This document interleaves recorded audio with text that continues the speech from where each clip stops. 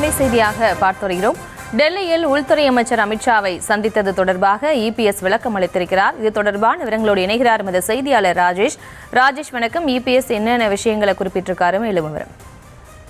பிரியங்கா வணக்கம். நேற்று உள்துறை அமைச்சர் அமித்ஷாவை அதிமுகவினுடைய பொதுச் செயலாளர் இபிஎஸ் சந்தித்திருந்தார்.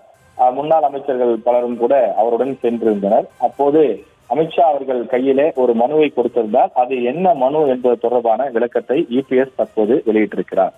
தேச விடுதலைக்காக பாடுபட்ட தெய்வ திருமகனார் பசும்பொன் ஐயா முத்துராமலிங்க தேவர் அவர்களுக்கு இந்திய திருநாட்டின் உயரிய விருதான பாரத ரத்னா விருது வழங்க வேண்டும் என அதிமுக சார்பில் கடிதம் வழங்கியதாக அவர் குறிப்பிட்டிருக்கிறார்.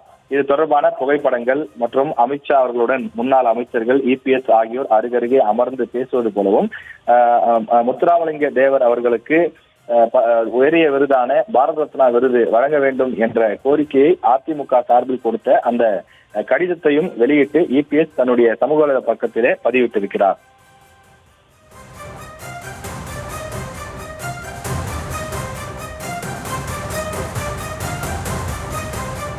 விவரங்களுக்கு நன்றி ராஜேஷ்.